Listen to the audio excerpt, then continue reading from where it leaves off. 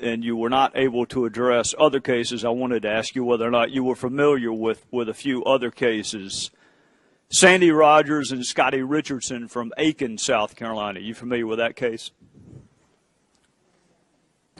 No, sir. How about Roger Dale Rice from Lawrence, South Carolina? You familiar with that case? No, sir.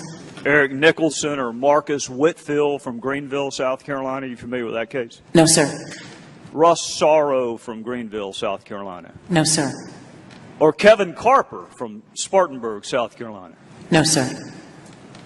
Professor, those are just a handful of the more than 340 police officers who were killed in the line of duty in South Carolina. And Kevin Carper's case is most instructive because his partner did CPR on the suspect that killed Kevin, trying to save his life. Let me ask it another way. Are you familiar with the case of Ricky Samuel? No, sir. How about Tamika Houston? No, sir. How about Nell Lindsay? No, sir. Miranda All? No, sir. Santiago Rios? No, sir. Those are all folks that were the victim of intra-racial homicides in South Carolina. And I hasten to add there were not protests either with any of those police officer killings or any of the intra-racial killings. And I suspect you agree with me, Professor, that all lives matter, whether you're killed by a police officer or your next-door neighbor. You're every bit as dead, aren't you? Yes, sir. I actually, as a former prosecutor and someone who's worked with police officers, have the deepest respect for them. So do I. And despite that deep respect, Professor, I still maintain the objectivity of prosecuting police officers who engaged in misconduct. We have a process in place if you don't think you can be fair. It's called recusal, which is what some of us did in every single one of our officer-involved shootings. We recused it to another prosecutor so he or she could make that decision. So there is a process in place. You called for a process. There is one. It's called recusal. Do you know, as a former prosecutor, or can you deign what may have been the biggest impediment to our being able to successfully prosecute homicide cases, particularly homicide cases involving victims of color, in my criminal justice jurisdiction? Do you know what the biggest impediment was? In Massachusetts, one of the biggest impediments is trying to get witnesses to come forward. You're exactly right. You're exactly right. You have a victim of color, and we had trouble getting witnesses to cooperate with law enforcement and prosecutors, which then, as you know, diminishes the quality of that case and your ability to prosecute it, which may result in a lesser plea bargain because you don't have the facts, which may then result in what you said in your opening statement, which is people have a tendency to treat black lives differently than white, when the reality is the case wasn't quite as good. Isn't that a possibility too? For every prosecutor who's out there, this is a serious problem, and you are correct in pointing that out, sir. Right, and it wasn't just me pointing it out, Professor. I happen to have a fantastic chief of police when I was the DA. Fantastic man by the name of Tony Fisher, who happened to be an African-American chief of police. And he lamented the exact same thing you and I are talking about, is the loss of life in his community and the refusal of people to cooperate, even in a drive-by shooting of an 8-year-old at a birthday party. A drive-by shooting outdoors where the whole world saw the car drive by. And nobody would cooperate with the prosecution in the murder of an 8-year-old.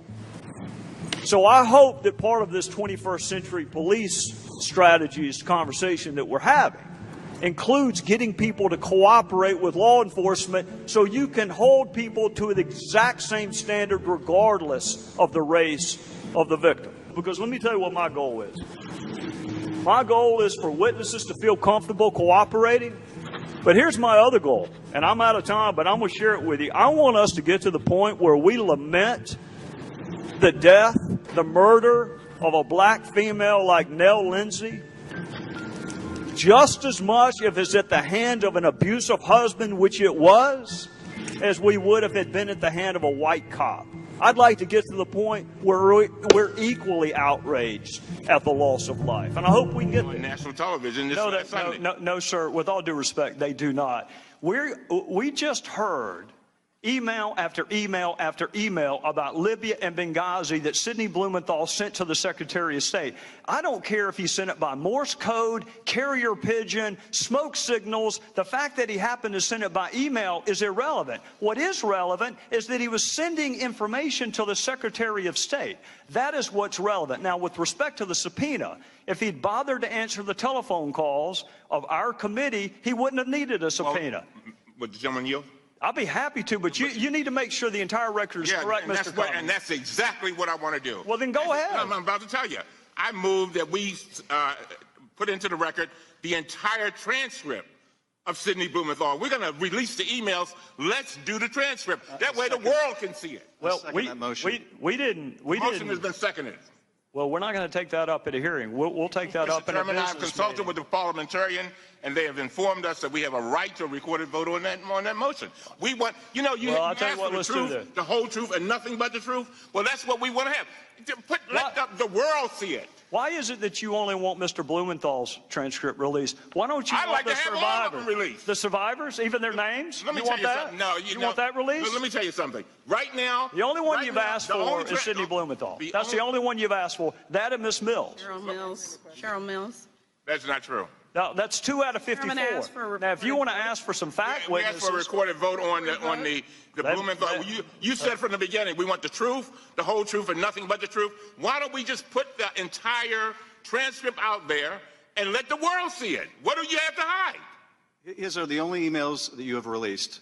And the fairness to Mr. Blumenthal and to the American people, in the interest of a complete record, if you're going to release his emails, release his transcript where he has a chance to give the context of those emails. Well, you keep referring to Blumenthal emails. I would hasten to remind both of you, the only reason we have Blumenthal emails is because he emailed the Secretary of State. Those are her emails. That's why they were released. They're not Blumenthal's emails, and she wanted all of her emails released. She's been saying since March, I want the entire world to see my emails. Well, Sidney Blumenthal's emails are part of that. So here's what I'll do. I'll be happy to talk to the parliamentarian, because the parliamentarian told me that your motion actually would not be in order for a hearing. But at the latest, we'll take a vote. And the first week we are back, after this week, we'll have a business meeting. We can take up Mr. Blumenthal's transcript. We can take up whatever other transcripts you want. And while we're there, we can also take up the 20-some-odd outstanding discovery requests that we have to different executive branch entities. Why don't we just take all of it up then? Mr. Chairman, the allegations that have been made against him are refuted by his own testimony. In the interest of not having... That's your opinion, Adam. Well, if you disagree, then release the transcripts. What allegation, Adam? Why conceal the transcripts, even if the motion were not in order? You have the power to release them. You have the power to say I'll tell you why, because I'm not going to release one transcript of someone who knows nothing about Libya by his own admission, while people who risk their lives, you have no interest in their story getting out. You don't want the 18 DS agents. You don't want the CIA agents. The only transcripts you want released are Miss Mills and Sidney Blumenthal. Mr. Chairman, so we'll take all of this up in November. The only person you were interested in asking about during your entire questioning was Sidney Blumenthal. If you're so interested in him, release the transcript. You selectively released his emails. They're the only witness you've done that for. So you're asking, why are we only asking for his transcript? I'm going to ask the gentleman from California to please do a better job of characterizing. These are not Sidney Blumenthal's emails. These are Secretary Clinton's emails. And I'll tell you what, if you think you've heard about Sidney Blumenthal so far, wait till the next round. Sure, with that, we're adjourned. Our fellow citizens' frustration with government. They are absolutely convinced that we spend their money differently from the way that we would spend our own, and they are exactly correct. The rest of America cannot comprehend of a $44 breakfast. They are pouring generic brand cereal while you are eating a $44 breakfast. The rest of America would never conceive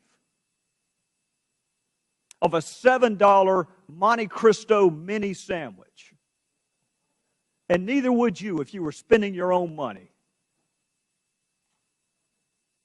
You don't go out of your pocket and buy commemorative coins. I don't know anyone who does that. But we don't hesitate to spend taxpayer money on a trinket like that. Giving bicycles to indigent children is a wonderful idea. I hate that you robbed yourself of the satisfaction of knowing what it feels like to do it yourself instead of spending someone else's money to do it. The ostensible purpose of this hearing was to exchange ideas. You know, Alexander Graham Bell has this marvelous invention called a telephone. Or better yet, video conferencing. The notion that you have to spend $800,000 to exchange ideas is laughable and perhaps criminal. And the part that galls me the most is the hypocrisy of GSA not even following its own damn rules. You are so quick to make everyone else follow the rules, and you can't follow your own rules. You have an event planner on staff. That'll come as quite a surprise to most taxpayers. What will come as even more of a surprise is the fact that you didn't even use them. You paid somebody else to plan the event despite the fact that you have event planners at taxpayer salary. And the scouting trips. You know, Mr. Chairman, the tribes of Israel sent 12 scouts into the Promised Land before they decided to invade, and GSA has to send 15 to Las Vegas to check out a hotel. Do you not see the outrage in that? Mr. Robertson, do you see it? Absolutely. This conference was outrageous.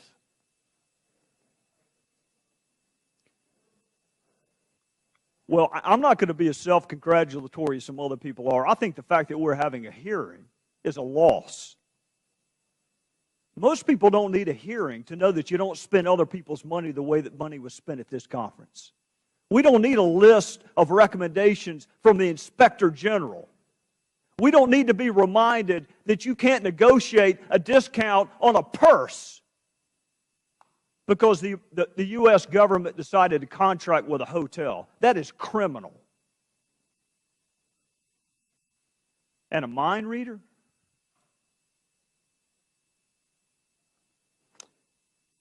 My guess is they will not need a mind reader to find out the American public has lost confidence in the institutions of government. And the response, I want indictments, Mr. Inspector General. That's a great way to get people's attention, an indictment. Not a memo, not corrective measure, an indictment. I went through your report and I wrote 25 times, what's the penalty? What's the penalty for doing what you found that they did? What is the penalty for negotiating a discount on a purse for your personal use because you work for the government and you steered work? What's the purpose? What's the penalty for tipping off a competitor of another bid? That sounds